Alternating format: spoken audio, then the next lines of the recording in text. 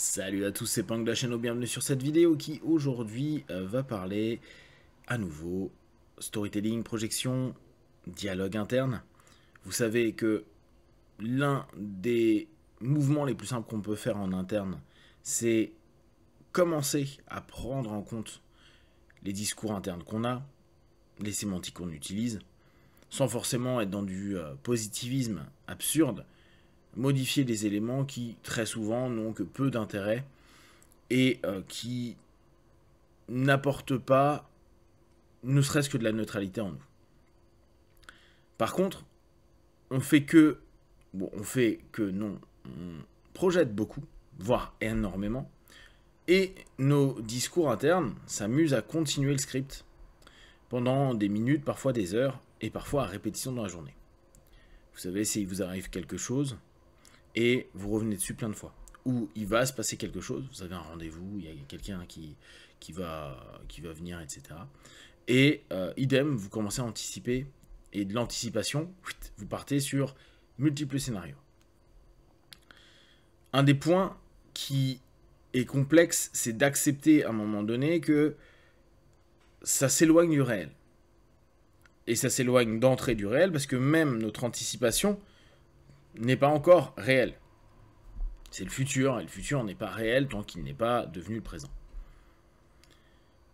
Dès lors, tout ce qu'on arrive à créer comme anxiété, angoisse, malaise, mal-être, perte d'énergie, parce qu'on est en train de se focaliser sur des choses qui sont assez dissonantes dans nos histoires internes, peuvent potentiellement être gérées. Alors je dis pas réglées, gérées.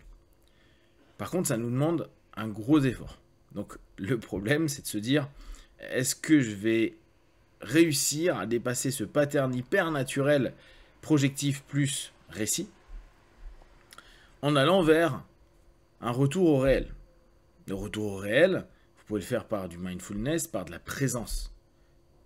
Moi, je ne suis pas fan du mot mindfulness. Pleine conscience, j'ai un peu de mal.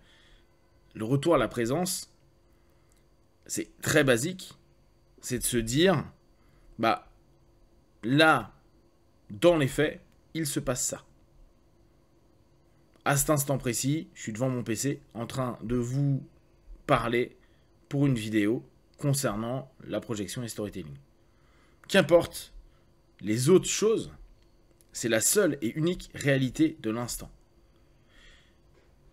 C'est un peu étrange au départ, parce que au lieu de commencer à regarder les personnes qui vont passer, ou peut-être la personne que vous attendez, et vous regardez partout, parce que vous avez rendez-vous à, je sais pas, 11h, et que au bout du compte, il est déjà 11h10, et que la personne n'est toujours pas là, et que vous regardez, et que vous êtes en train de vous faire tout un film, entre ce que vous ressentez, ce qui peut s'être passé, et toutes les personnes qui passent en disant, bah non, c'est pas lui, ça aurait pu être lui, etc.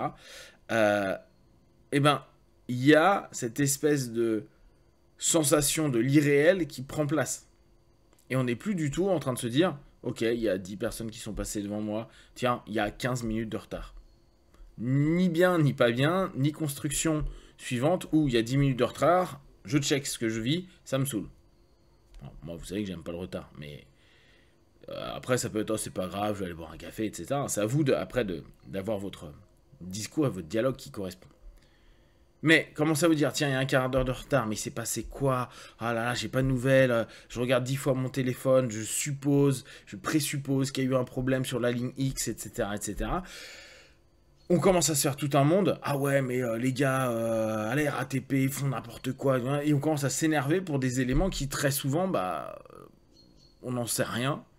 Et tant qu'on n'est pas dans les faits et dans le réel, ça sert à rien.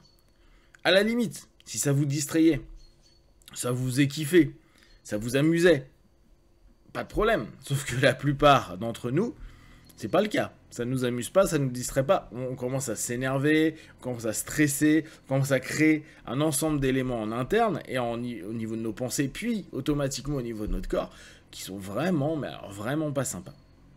Dès lors, ça nous fait vachement cogiter sur cette idée de, ok, pourquoi j'ai à faire autant de scénarios et pas simplement dire, ben, de facto, la personne n'est pas là, il y a X minutes de retard.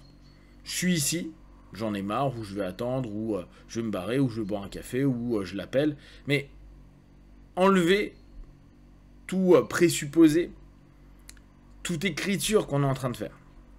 Et c'est vraiment quelque chose que je vous invite à faire. Dès que vous commencez à voir que vos pensées sont projectives et pas dans le modèle d'anticipation. Tiens, il faut que je prévoie de faire ça. Et en général, vous allez voir, hein, les prévisions avec peut-être 2-3 options, ça vous prend 30 secondes, 1 minute.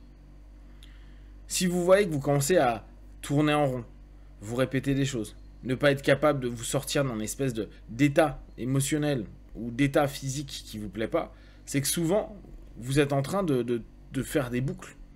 Et des boucles que vous nourrissez de plus en plus, donc elles deviennent de plus en plus prolongées, ennuyantes, précises, etc. Pour rien. D'ailleurs, si à ce moment-là, la personne arrive, tout ce qu'on aura créé va disparaître assez rapidement. Je dis pas que ça va complètement disparaître, mais assez rapidement, puisque le retour au réel, puis en plus, bon, le dialogue, etc., va nous faire stopper tout ce qu'on est en train de se raconter, et on revient sur quelque chose de concret. Ce que je vous invite à faire, c'est, dès qu'il y a quelque chose qui commence à vous déranger, vous gêner, vous stresser, vous angoisser, observez et écoutez l'ensemble du flux de paroles que vous êtes en train de vous faire. Les images que vous vous racontez, ce que vous êtes en train de vous dire, à la place de juste revenir dans un état, dans une présence, qui dit, bah non, ici, il se passe ça. Là, je vis ça, je suis debout dans la rue en train de... Je suis en train de faire ceci ou cela. Il n'y a pas 10 millions d'éléments. Là, je vous parle vraiment de cette notion-là pour la vie quotidienne. Bien sûr, certains pourront me dire, ouais, mais dans le boulot ou dans certains aspects, il va falloir que j'anticipe des choses. Et c'est pas un problème d'anticiper. Ce qui est problématique, c'est tout le blabla qu'on va se faire. J'ai un rendez-vous avec telle boîte. Bon, je prépare mon rendez-vous. Ce qui est normal. J'anticipe les différentes questions qu'il peut y avoir. Par contre, de là à dire, ouais, mais ça peut mal se passer parce que la dernière fois, Joe y est allé à ma place et ils nous ont bien fait comprendre que c'était limite, etc. Et il a commencé à se raconter plein de trucs. Ça n'a aucun sens. Dans l'absolu, je suis là en train de préparer mon rendez-vous et dans 3 heures, j'ai mon rendez-vous. Donc, je vais prendre ma bagnole où je suis dans ma bagnole et je vais arriver. Il n'y a pas autre chose. Le cerveau peut très bien, à un moment donné, se dire, ok, je reste là. L'anticipation nous a aidés. La surconsommation d'énergie de nos storytelling ne nous aide pas du tout. Revenir sur quelque chose qui est simple, comme qu'est-ce que je suis en train de faire, qu'est-ce qui est réellement en train de se passer, et dès lors, réorienter l'émotion, parce que vous allez vous rendre compte qu'à partir du moment où vous stoppez certains dialogues, que vous stoppez certaines anticipations, bien sûr, hein, automatiquement, ils vont tenter de revenir. Cet état d'état projectif va tenter de revenir. Hop, et ça sera à vous de jouer avec ça. De dire, ah non, là, moi, je vais être plus dans ce truc-là. De facto, dans la réalité, c'est comme de l'autosuggestion à ce moment-là. Il se passe que ça. Il n'y a rien d'autre. Il n'y a pas d'autre élément à cet instant précis qui peut m'entraîner dans quelque chose qui est problématique. Je me pose, j'arrive à l'entreprise, je suis à l'accueil, j'attends, je prends un café. Dans les faits, il ne s'est rien passé d'autre. Il n'y a pas eu encore la rencontre, il n'y a pas eu encore le dialogue, il n'y a pas eu encore la personne qui vous a jeté en l'air, il n'y a pas eu encore le fait peut-être qu'il va négocier, etc., etc. Et anticiper, c'est cool. Le storytelling, lui, ne l'est pas. Donc, passer son temps à faire du storytelling sur des éléments qui ne se passent pas, on se rend bien compte, et là, on l'a tous vécu. Ces moments hyper stressants, type on a un examen, on va prendre un oral, on stresse à mort, on est dedans, bon ça y est, ça a commencé, ça se passe bien ou pas bien, ça se finit, et on se dit, tout ça pour ça. Ce qui prouve à quel point tout ça, tout ce scénario, cette sémantique intérieure ne sert à rien. Par contre, revenir à dire, ok, là je suis stressé, parce que j'ai un examen. Bon, il y a du monde, j'attends, je respire. Et en fait, redécoder tes trucs, et c'est là on revient en mindfulness, en présence. Cette notion nous ramène à la réalité, elle n'est que là. Tout le reste, c'est de l'absurdité psychique, c'est de la projection mentale. Amusez-vous à faire ça, n'hésitez pas à me faire des retours. Dites-moi vous comment vous vivez ce type de mouvement-là. Et si vous avez des questions, des remarques partagées sur Facebook, YouTube, j'y répondrai le plus rapidement possible, comme d'habitude, de tout ce que je propose. Ne prenez que ce qui est bon juste pour vous tester, observer, analyser et conclure. Be one, ciao.